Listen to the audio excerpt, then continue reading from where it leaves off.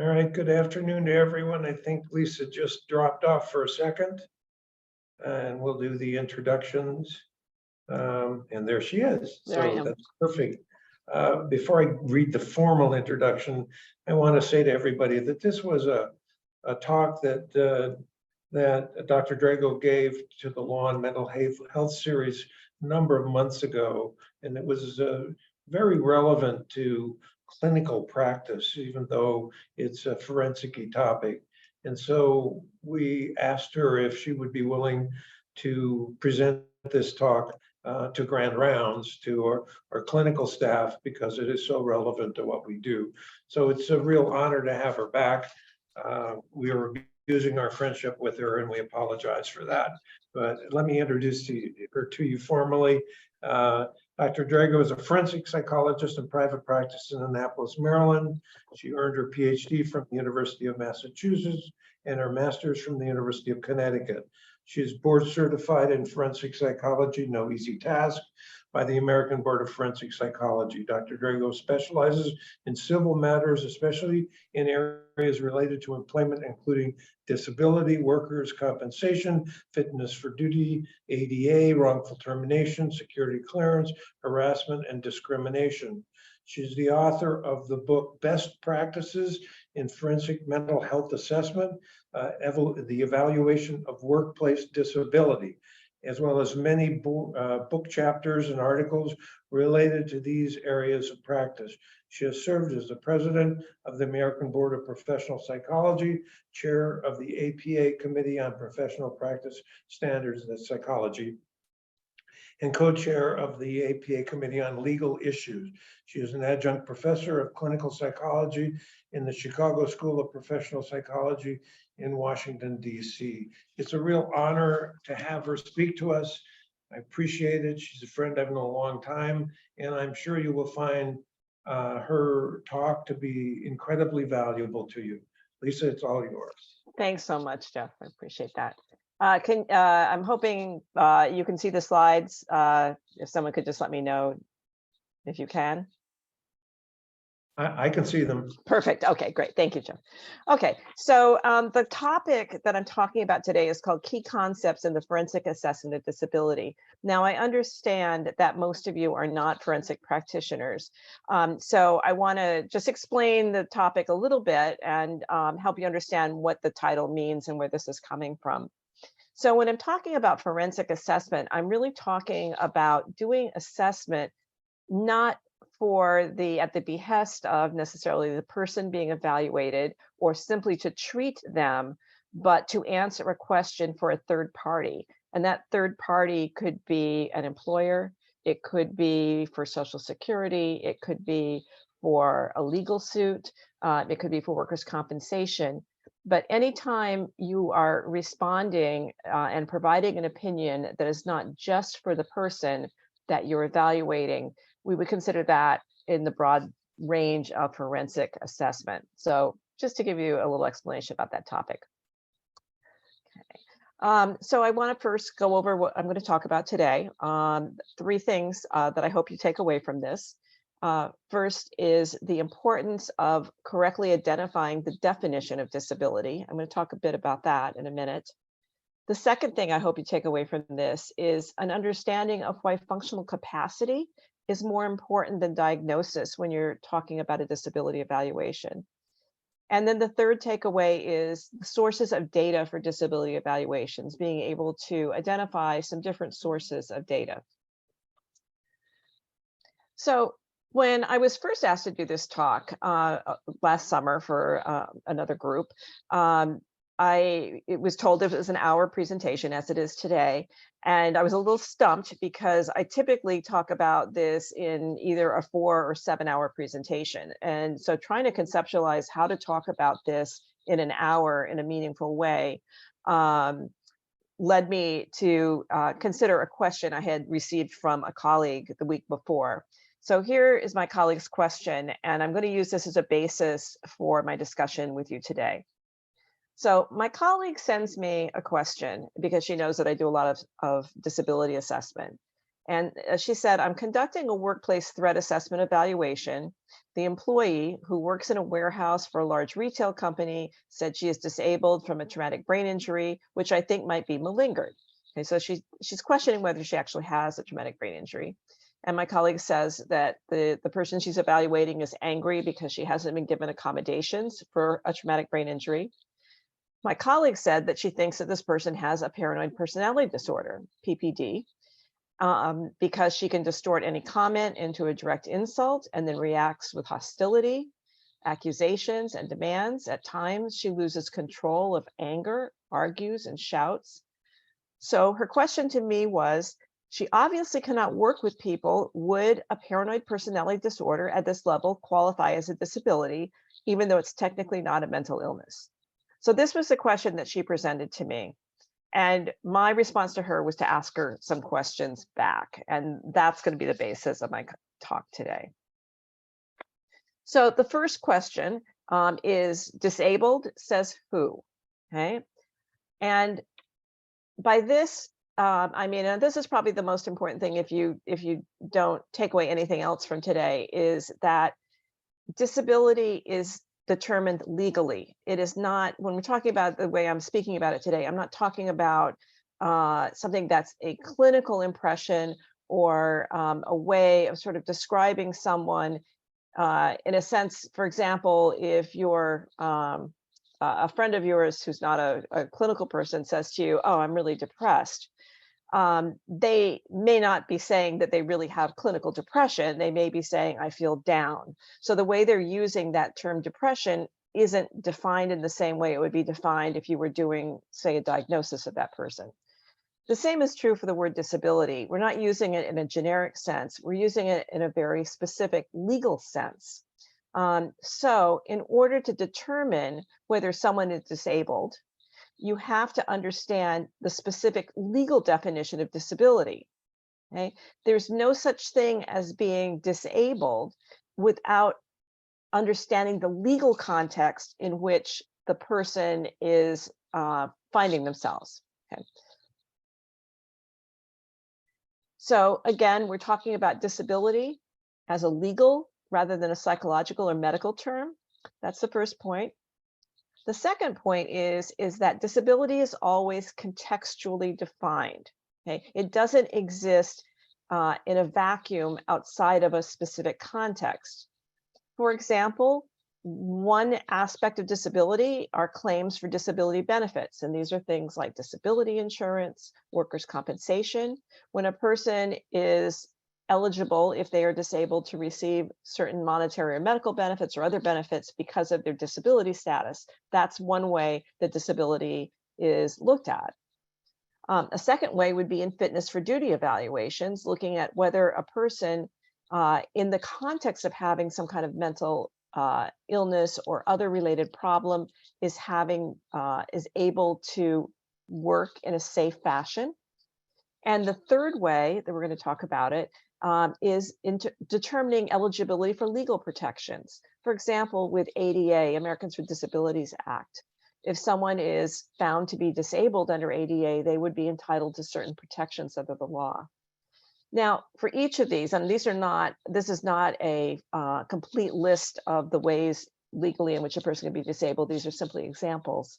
But for each of these, there's a unique legal definition of disability.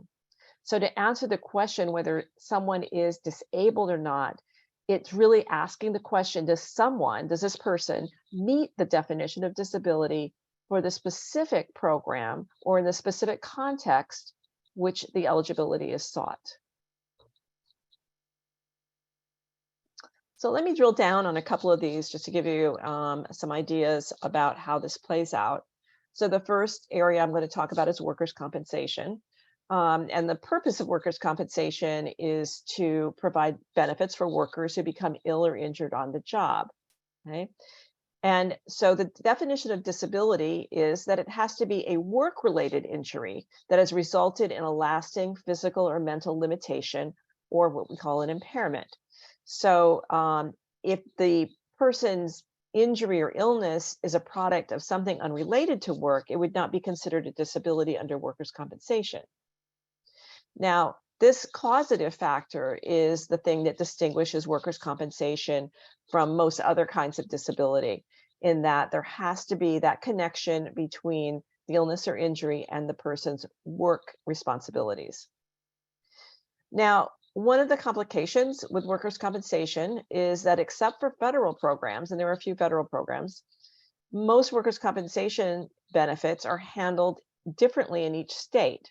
Now, you all are located in New Mexico, so whatever laws govern New Mexico would apply for workers' compensation in that state, unless the person you're evaluating happens to be a federal employee. But there would be statutes, there would be case law and administrative practices that are specific to New Mexico.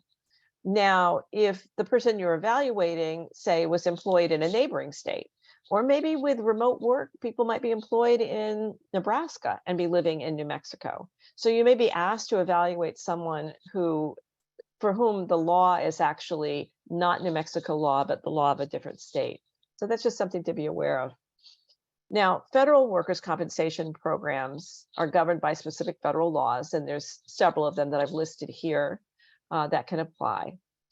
And in workers' compensation, disputes in claims, which in other words, if the worker who is claiming to be disabled as a result of work injury, if the insurance company or employer disagrees with that, then the dispute would be settled by a special administrative agencies, and they use administrative law judges in order to make the decisions in workers' compensation cases. Now, another kind of disability that I talked about a minute ago was fitness for duty evaluations. Okay, so now I've explained to you what goes into the definition of disability for workers' compensation. This is a very different definition of disability. So fitness for duty evaluations, and this may be something that you've encountered in your practice, being asked to do this kind of an evaluation. They're typically initiated by an employer who wants to determine if an employee can perform their job duties in a safe and competent manner in the context of having a possible mental impairment. Okay? So they are, this kind of evaluation is often prompted by some kind of change in the employee's behavior that's either seen as being disruptive or maybe bizarre or threatening, or when other issues are presumed to involve the employee's mental health interfere with their work performance. So, for example, if someone appears to, say, have a substance use issue, if someone is losing their temper at work, or suddenly leaving work without permission, or showing up late, that kind of thing. So when there's a question about when the behavior, it's not clear whether the behavior is due to a mental health condition or just simply to bad work behavior, a fitness for duty evaluation might be requested. And these evaluations focus on the employee's mental or emotional condition and how it affects the employee's ability to perform the essential functions of their position safely, effectively, and with or without reasonable accommodation. And I'm going to talk about reasonable accommodation in a moment when I talk about ADA cases. But like other types of disability evaluations, fitness for duty evaluations refer to a functional capacity. In other words, can the employee meet the demands of their job? Now, because fitness for duty evaluations are typically employer mandated, right, that the employer is the one seeking the evaluation, the one who's the mover behind this, there's all kinds of legal, financial, and safety consequences for all parties involved that you should be aware of, or at least be thinking about. You know, for example, if the fitness for duty evaluation, the opinion that comes out of that is that the employee is not safe to return to work, and the employee is terminated from their job or not allowed to return to their job, then the employee may sue for wrongful termination or for something else related to that, failure to accommodate. So there can be legal consequences. Safety consequences would be involved because often these are prompted by behavior that is believed to be in some way threatening. Now, sometimes the threats are based on, or the perception of threat may not be accurate, but sometimes it is. And so if the person doing the evaluation is seen as an authoritative figure who's going to make a decision, and the person has little behavioral control, that's just something to be aware of. The context of fitness for duty evaluations also create a tension between the needs of the employer to maintain a safe and productive workplace, right? Employers are required to maintain a safe workplace, and the privacy rights of the employee. The idea that your employer is going to tell you to go see this doctor who's going to ask you questions about their mental health and maybe some of the problems they're having or family issues or things like that. Those are issues that would typically be considered private. So there's that tension between those two rights and responsibilities in these cases that bear consideration. So the third area that I mentioned was eligibility for legal protections. And one of these would be the Americans with Disability Act, or ADA, which was a federal law passed in 1990. Now, the definition under ADA is different. It's also different than other federal laws that define disability.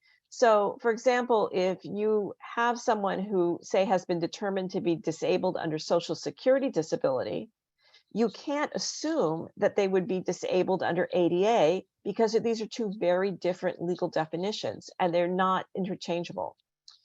So if the person meets the definition of disability under ADA, then they're entitled to protection from discrimination by employers because of their disability or their history of disability, or even being perceived as having a disability. The definition of disability under ADA is that there is a physical or mental impairment, that's the first part, that two, substantially limits one or more major life activities. Okay? In other words, that impairment, that condition affects their ability to do certain very common things that people do very easily otherwise, a record of such impairment, or being regarded as having such impairment. Now, what triggers an ADA evaluation? Now, sometimes it's triggered by the employee who wants to have accommodations. Perhaps the employee is working, say, in an office context in a cubicle, and there's lots of noise around, and the employee is having trouble getting their work done. And so they approach their supervisor and say, I have ADHD. I can't concentrate because it's too noisy. Can you move me to a quieter area? Or is it okay if I bring in noise canceling headphones to use during the workday so that I'm not distracted? That's an accommodation. Okay. So an employer might then seek to have a medical opinion as to whether or not the employee is disabled under ADA. If they are, then they're certainly entitled to those accommodations. If they're not, they would not be. So, I mean, you could imagine a situation in which an employee might prefer to have a quieter corner, not being across from the elevator or the bathrooms or something where there's a lot of traffic going back and forth. But they're not entitled to that unless it is because of a disability. The second way that ADA evaluations can be triggered are when the employer needs to understand if the employee's behavior is due to a disability or something else. And that kind of references back to what I was just saying about fitness for duty evaluations. If you have someone who, say, is coming in late or wants to leave, have a longer lunch hour once a week because they want to see a therapist, then is that behavior because the employee really needs that and has a disability, or is it because they just want some time off work? So the employer might need to understand what's driving the behavior that they're seeing. Another example would be to go back to threatening behavior.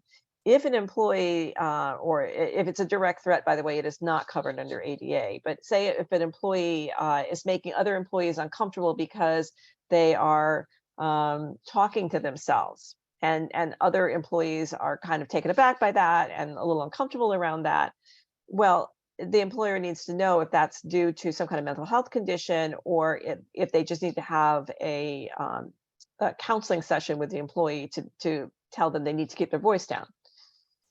The third way ADA evaluations are triggered are when the employee seeks to return to work after they've been absent for a long time for mental health treatment. So if someone, say, had a major depressive episode with suicidal ideation, or maybe made a suicide attempt and took some time off for treatment, maybe they were hospitalized, and maybe they needed some additional time after they're released from the hospital, and now they want to come back to work, the employer might asked to have an evaluation to see if the employee would meet the ADA requirements. So let me summarize this first section then. So since disability is a legal construct, knowing the correct definition of disability is always the first step in a disability assessment. So that's the very first thing you need to do, is you need to understand what is the context that this person is seeking a disability evaluation, or in what context am I being asked to evaluate this person's disability? And do I know what the legal definition is? Do I know what the standards are that the person's condition is going to be compared to? And failing to understand that definition of disability will lead to incorrect assumptions and conclusions. Because if you assume, for example, that say Social Security disability and ADA, because they're both federal programs, have the same requirements, then your opinion that the person is or is not disabled might be wrong, because it doesn't meet that particular definition of disability. So let me go back to my colleague's question that I started with. So when I asked her some more questions about what was going on with this employee that she was evaluating, she told me that the employee was seeking accommodations. Okay. So that suggested to me that she was seeking disability under ADA, because accommodations usually are part of an ADA evaluation. Now, as I mentioned before, ADA defines disability as a physical or mental impairment that substantially limits one or more major life activities, et cetera. And paranoid personality disorder can qualify for disability under ADA. That's not excluded. It doesn't have to be a particular diagnosis that's in a particular section of DSM that could qualify. But just knowing that is not enough to determine disability, because diagnosis alone doesn't tell us how someone is functioning. And that brings us to the second part, which is called diagnosis does not equal disability. So let's think first about what diagnosis means. Now, we use diagnoses all the time in the work that we do. Well, diagnosis is basically a label, and it's used to describe a co-occurrence of symptoms that we observe. So when we see people that look sad and downcast, and they have trouble getting out of bed in the morning, and they're moving kind of slowly, and they feel hopeless and helpless, we tend to think of that cluster of symptoms. We label that depression. Okay. And it's really just an attempt to classify an individual's condition into some kind of separate and distinct category, so that we know we're looking at, say, depression, or a cluster of symptoms that we call depression, versus a cluster of symptoms we call anxiety, or some other condition. And these labels are things that we construct to efficiently communicate information among professionals. So if you get a referral from another professional, another clinician, and says, I'm referring this patient to you who has severe major depressive disorder, that tells you something immediately about what you might expect to see in that person. So it's kind of a shorthand that we use. It's important to recognize, though, that diagnosis is limited. That is the purpose of diagnosis, is really to communicate this kind of information. It's not something that exists completely separate from this realm. So to go on from that, this is another extremely important concept with disability evaluation, is it's not the specific diagnosis that matters. It's what the person can and can't do in light of having a mental health condition that determines disability. Okay? It's always an assessment of functional capacity, and not an assessment simply of diagnosis. Okay.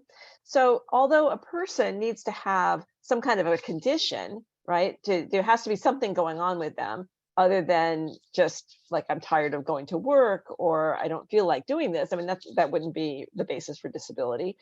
But functional capacity, what they can and can't do, is really the key.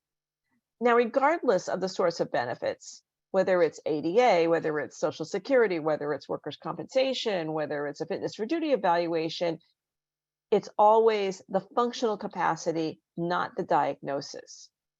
Now, functional capacity is distinct from psychiatric diagnosis. Okay? Functional capacity is defined by the demands of the context that the person is in and the role the person is required to fill in that context. Okay, so for example, let's say the person's role is that of an accountant. Okay, so you have some understanding of what accountants do, but the context in which one can be an accountant might be very different.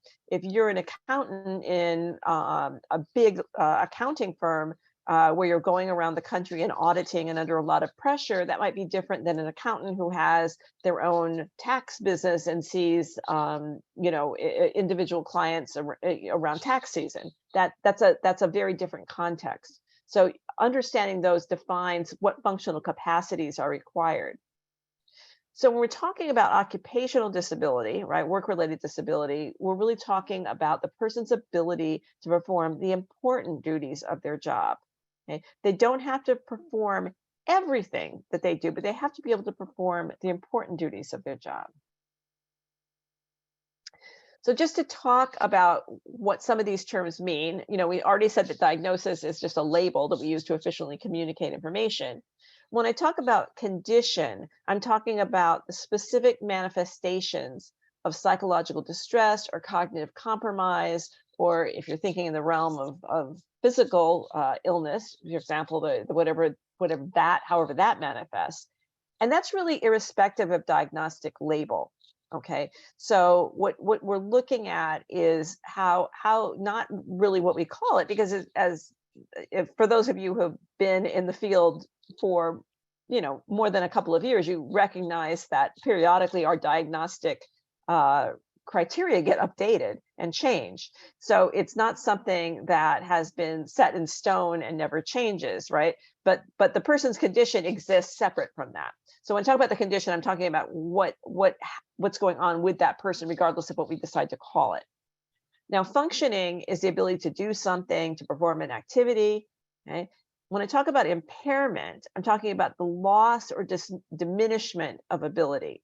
So someone, for example, who could, let's say, lift 25 pounds, and because of a back injury can only lift now 5 pounds, that would be an impairment in their ability to lift because it's a loss of functioning. The same thing is true in terms of mental capacity. Somebody that, say, for example, could finish a spreadsheet in 3 hours and it now takes them 5 hours to do it, that would be a loss of ability.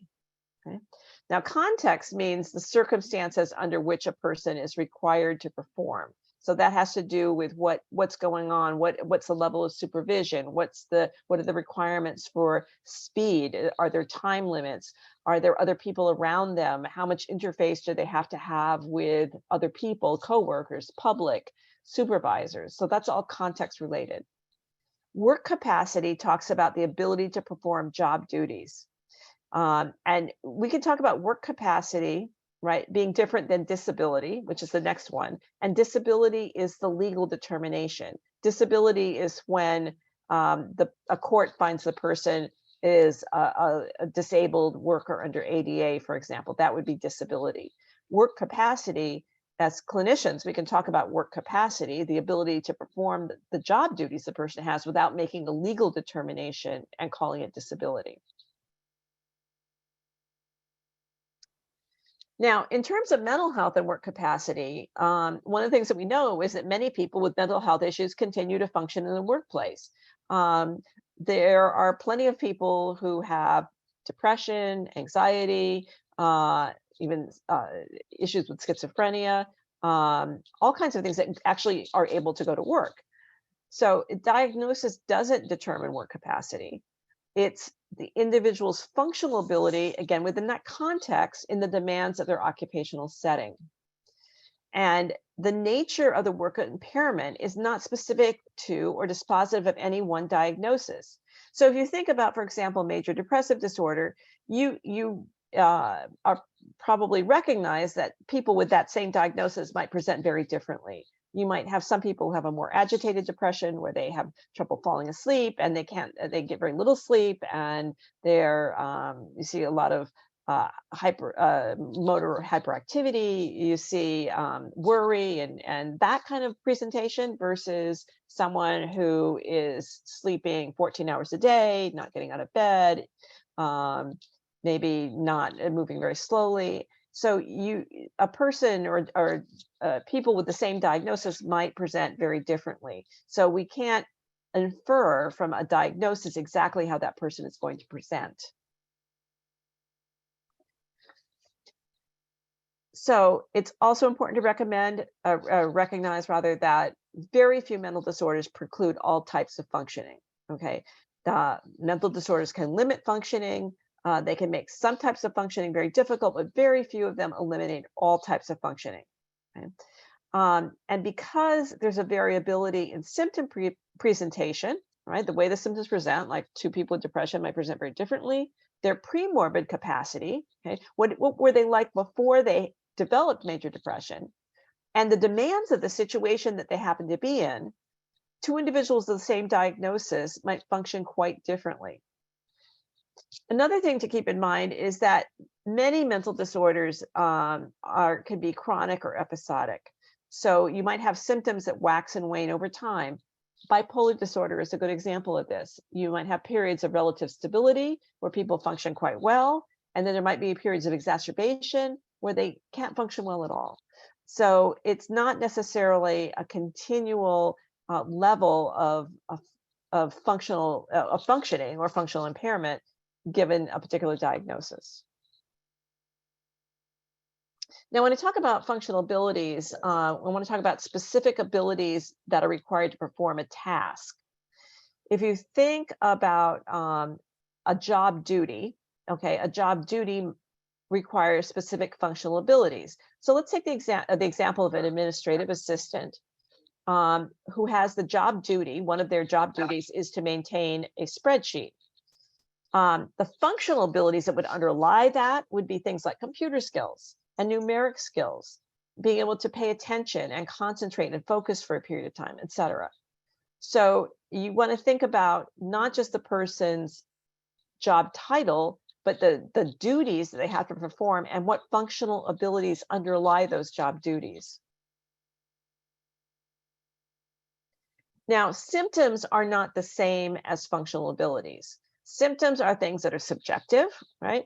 You can't know, for example, how depressed a person is feeling, right? They have to tell you that. I mean, you might infer that they might look depressed, but you can't really know that without talking to them. Symptoms usually aren't observable. I mean, sometimes they are, but usually they're not observable. You can't tell if by looking at a person if they're anxious or if they're having paranoid thoughts until they express them. Symptoms tend to be problem focused, right? It's something to be resolved, like a depressed mood. And as clinicians, we strive to eliminate symptoms. We want them to go away, right? On the other hand, we talk about functional abilities. These are things that are objective.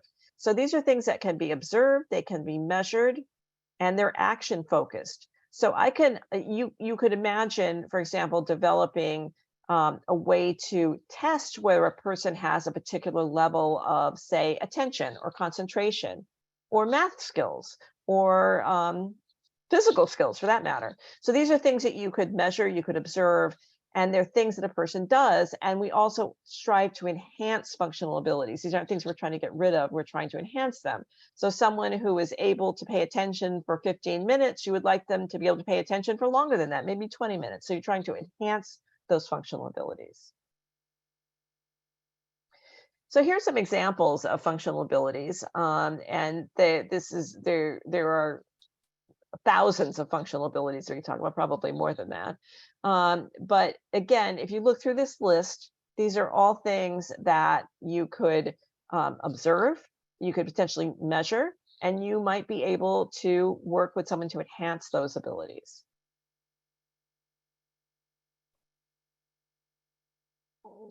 Now, when we talk about a functional impairment, that's what arises when a person's mental health condition diminishes a person's functional capacity.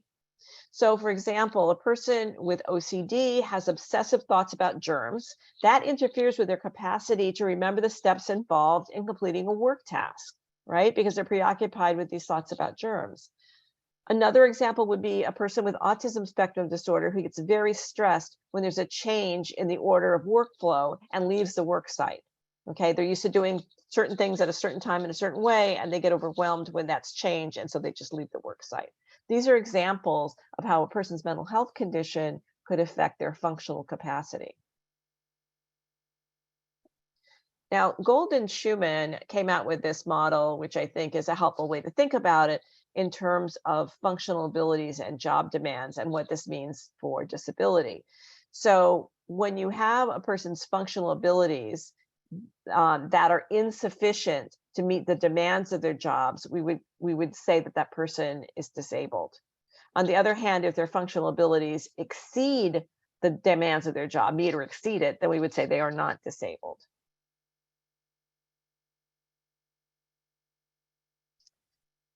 So the purpose of doing a disability evaluation is you want to generate objective data about first whether the person has a valid condition. Does the person have something going on with them? Do they have, say, symptoms of depression? Do they have problems with anxiety? Are they having problems with perception? What is and it's what they're telling you. Is that valid? Can we validate that? Does that make sense? Does that hang together? Does it seem plausible that this is how they're presenting? The second purpose is to generate objective data about any functional impairments that result from that condition. Okay? How would those symptoms that the person is experiencing, how would that affect their ability to do things? Okay? How would it change the way they're able to function? And to what extent do these impairments compromise their ability to work in a work setting? Okay, so some of the things that are typically utilized in this kind of evaluation are a clinical interview, certainly getting information from the person you're evaluating about how they're feeling, what they could do before, what they can do now, when their problems started, what happened when they got treatment, or did they get treatment? What's their response been? Are they taking medication? For how long are they taking it? Are they complying with when they should be taking their medication? What changes have they noticed in all aspects of their lives, not just at work, but how has this affected their ability to do things around the house? Are they doing the same chores? Are they having the same household responsibilities or childcare responsibilities? Are they doing things in the community? The second piece would be behavioral observations. And this often happens at the same time some of these other things are going on, but you want to pay attention to how the person is presenting. What are you observing about them? Are they having trouble remembering things when you ask them questions about, when did they first start taking medication, or what the name of their psychiatrist is, or something else? Are they having trouble remembering things? Do they seem uneasy? Do they seem to have paranoid thoughts? So in other words, all these observations are things that you're paying attention to. And of course, you want to be comparing those observations of your own with what they're telling you. Psychological testing can be another source of information and data. Certainly one of the things, not only can you obtain information about the person's capacity to do certain things and the symptoms they're having, but also the validity of the symptoms they're experiencing through symptom validity or performance validity testing. Reviewing records and documents is a very important piece to this. Rather than relying on the recollection or the representation of the person you're evaluating, it's helpful to have records. Excuse me, were they really doing well in work? Or were they really having problems at work before this happened? Are there records to document that? Medical records about their treatment, were they actually complying with treatment recommendations? And then collateral informants can be helpful.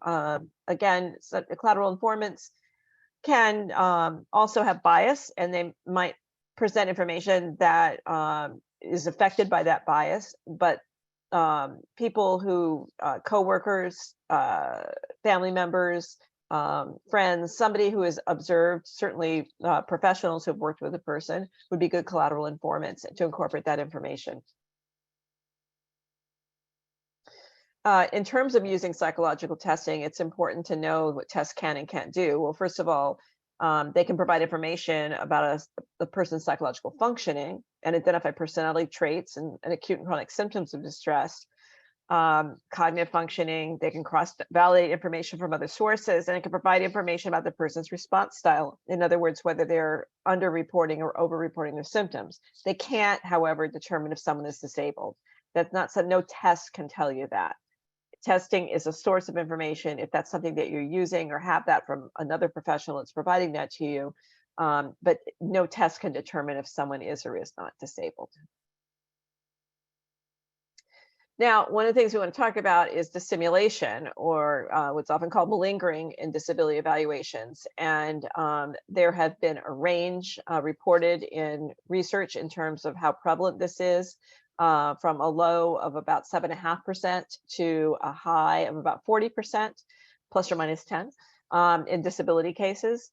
So it's very hard to have a definitive answer. My answer to this is that it happens frequently enough that you should consider that it may be going on and take steps to look at the person's response style, to consider rule in or rule out some kind of dissimulation or misrepresentation of symptoms. There's a lot at stake in these evaluations for the individual being evaluated. And people are motivated consciously or unconsciously to have an outcome that meets their needs. So it's very important to recognize that people don't always present their symptoms in an honest or straightforward way. There's different kinds of tests that can be used for cognitive symptoms and for psychiatric symptoms. If testing is something that you do, you want to make sure you include more than one measure is ideal. There can be embedded scales in some tests like the MMPI tests. But again, you should never base the determination because someone fails a symptom validity, or sorry, someone fails a performance validity test to assume that that proves that they are malingering. You need to consider information from these kinds of tests in concert with other information like behavioral observations, the record review, those sources that we just spoke about a moment ago.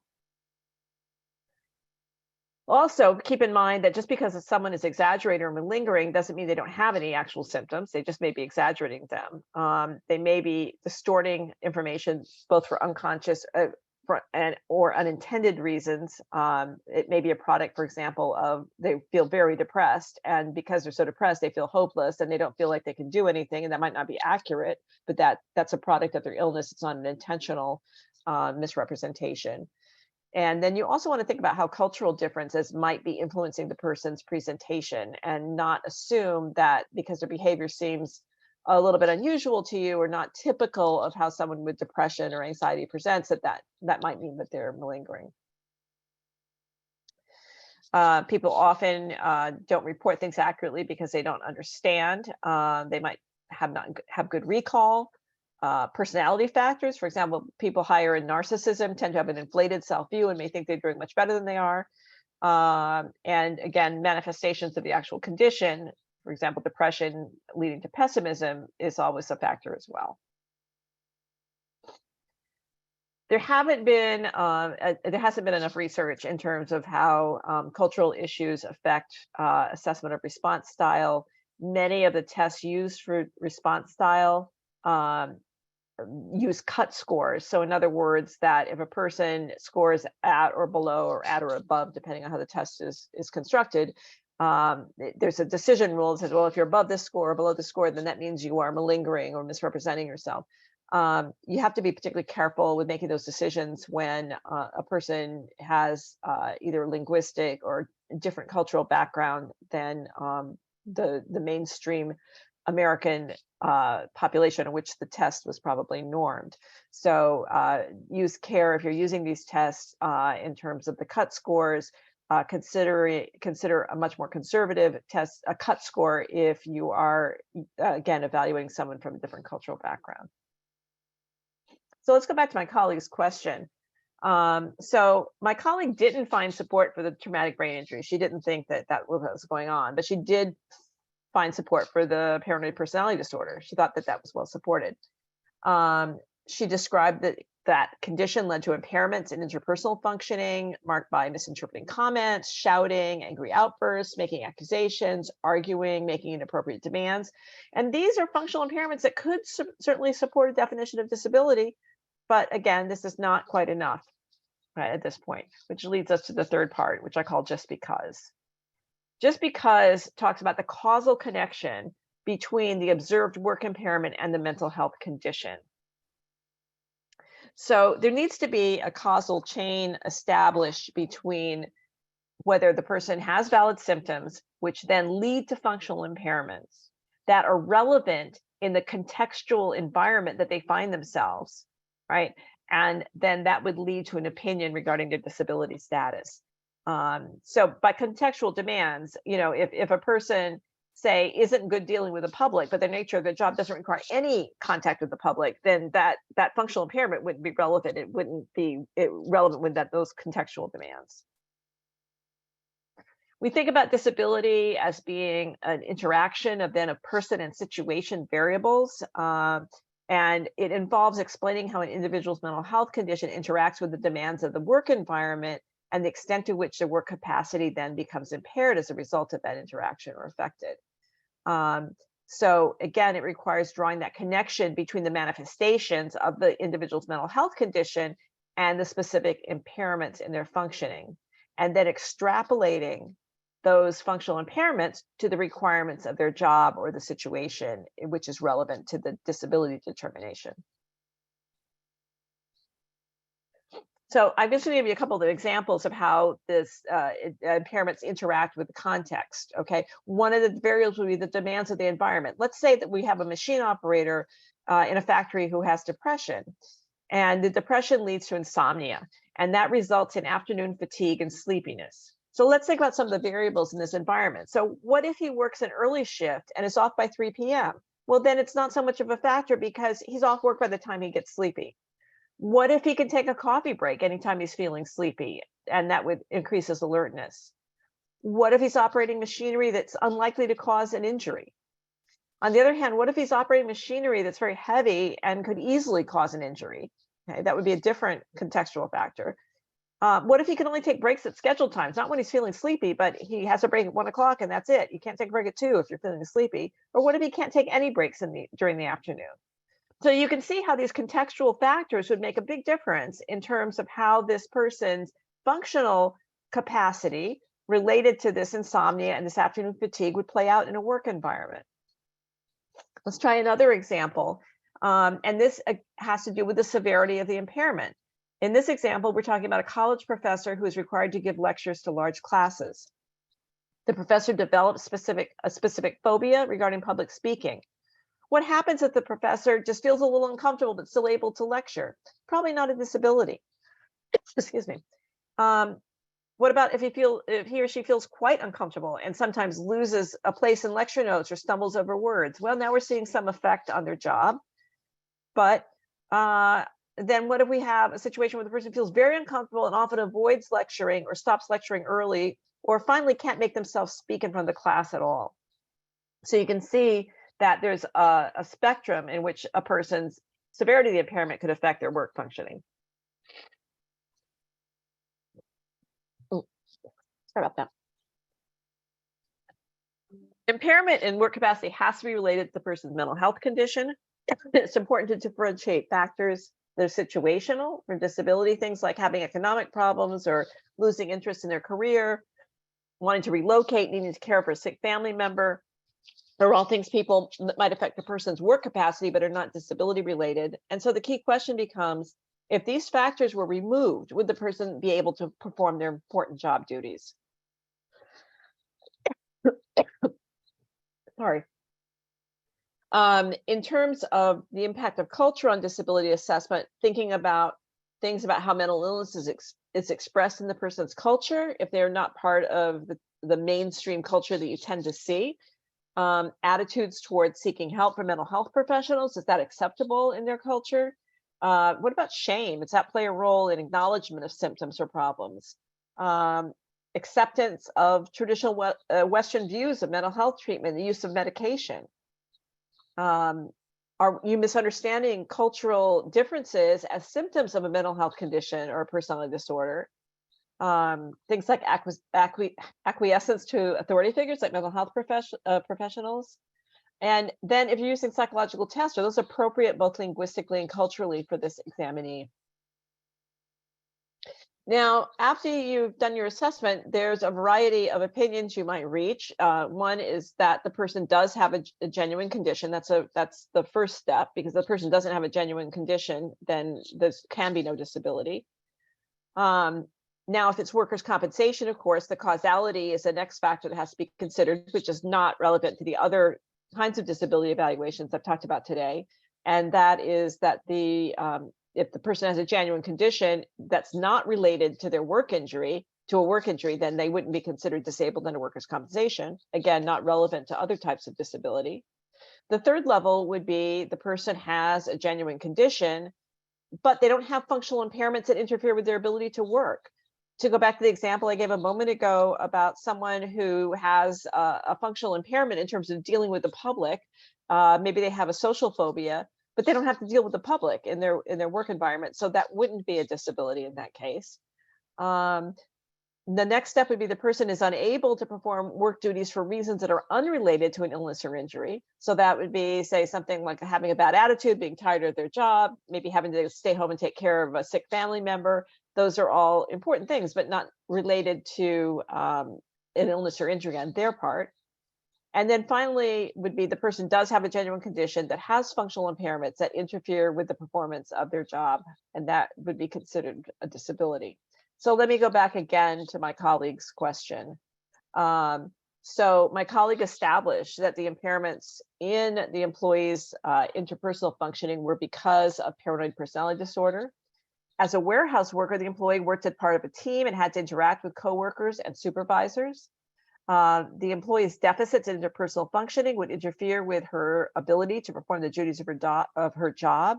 So it's very possible that this employee would qualify for disability under ADA.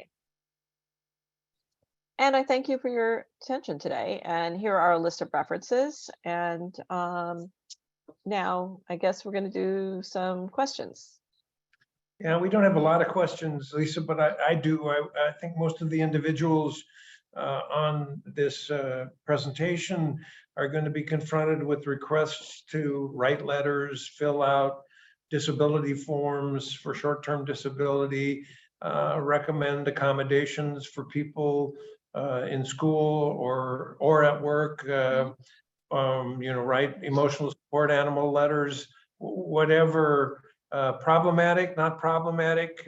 What are your thoughts about that? And also the, short-term disability leads to long-term disability issues. Absolutely, absolutely. So what should the average clinician do when asked to write letters, forms, recommend accommodations? What does that raise for you?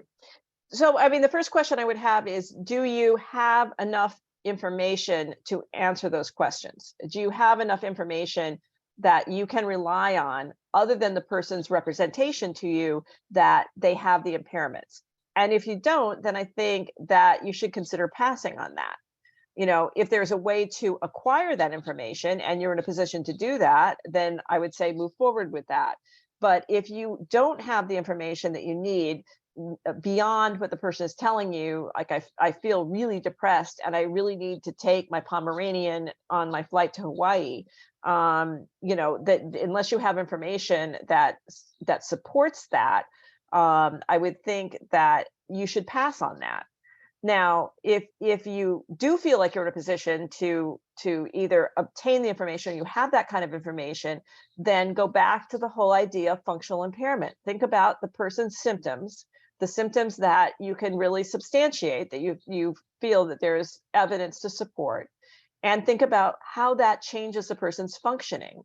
And then that should guide you in filling out a form or writing a letter. But I would not be afraid to say, I don't know, right? If you don't have enough information to respond to these requests, I think it's okay to say, I don't know, or I can't answer this question. You may be able to answer some of these questions on a form, but you may not be able to answer all of those questions. If you're asked to write an animal support letter or support animal letter, I'm sorry, not animal support letter, saying something like, this person is being treated for whatever. I have been treating them for this long. The treatment involves this. And they believe that they will benefit from having their dog with them when they fly. Then you're not overstepping your bounds. It may not be exactly what the patient is requesting or would like to have, but I think you have to explain that there's a limitation to the information that you can provide. My dog obviously is not happy with that answer that I just gave. I'm sure. Just got another question here. What about situations where someone comes in with a pre-existing disability with which they disagree? Okay, so in other words, if I understand the question, that they have been identified as having a disability that they don't believe they have, is that? Yes, that the Okay. that the current treating individual disagrees with that. Okay. So the person, okay, I see what you're saying. So the person, a patient or an examinee comes in and says, I'm disabled because of depression, and you as a new person looking at this individual thinks, I don't see it. Right.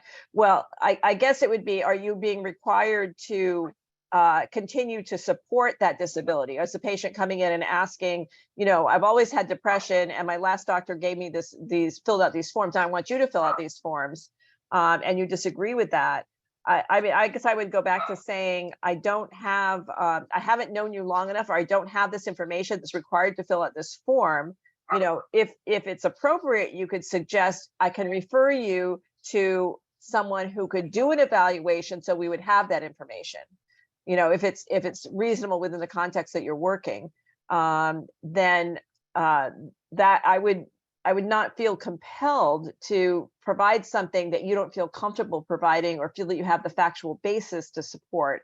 And you can always suggest, let's get more information. Let's try to get some data, so that I can then respond appropriately to this request. Okay, well, I want to chase a little bit the more common question that somebody comes in presents with complex psychological difficulties, and you certify them on short-term disability. Do you think it's appropriate to set limits on that so that the therapy doesn't end up focused on getting disability forms filled out versus the clinical issue? Obviously, people come in, they can't function. That's your the pants gut feeling. So you certify that for a couple of weeks. Right. Problem or not a problem? I think it can be a problem. I think it can be a problem on two ends. I think it can be a problem for trying to do a certification that's valid. I think it can also be a problem for the therapeutic relationship with the patient, because you're starting to have kind of a dual role of being, the person who signs off on the disability, which is not maybe the clinical focus where you want to be. One of the ways I think to handle that is to share with the patient that I think our treatment is getting off track here. We seem to be spending a lot of time on this disability issue, and I understand that this is very important to you, but I feel like we're not focusing enough on X, Y, and Z, which is why ostensibly you came in for treatment. So I'd rather refer you to someone else to assess this going forward, so that we can focus on the treatment that you came in here for. Or if you want to take on that role and refer them to someone else for treatment, I think that's appropriate. I think it's also reasonable when you first fill out a form to explain to the person that this is not something that's going to happen on an ongoing basis, that that they will need to find someone who can do a more extensive evaluation of these issues. You are happy to state that they are in treatment, but you can't assess their work capacity without other information that you're not able to obtain in the course of a therapeutic relationship. And kind of don't feel like you have to go down that path with someone just because it's something they request, or maybe be easier for them, but not necessarily in their best interest. Yeah, great minds. I entirely agree with you. You know, you set the limit. Very quickly, one last question. If a clinician was asked to do a general evaluation and nothing about potential disability services was mentioned, what professional responsibility do they have if they learn that that evaluation is now being used for disability purposes? Well, I assume you would learn of that because someone came back to you and said, "Oh, okay, we got your report that's certifying disability. We want to ask you some more questions about that," or there must be some kind of feedback from some, or you heard that it's being part of some process. I would be very clear about, I did not conduct a disability evaluation. This was a clinical evaluation. I don't have an opinion about the person's work capacity. I didn't do that type of assessment. I didn't do the testing or the procedures that would be involved to do that assessment. It shouldn't be used for that purpose. That's how I would handle that. Lisa, thank you very much. You're getting a lot of congratulations there in the chat. So people appreciate it. Dr. Delmore has just said good things about you too.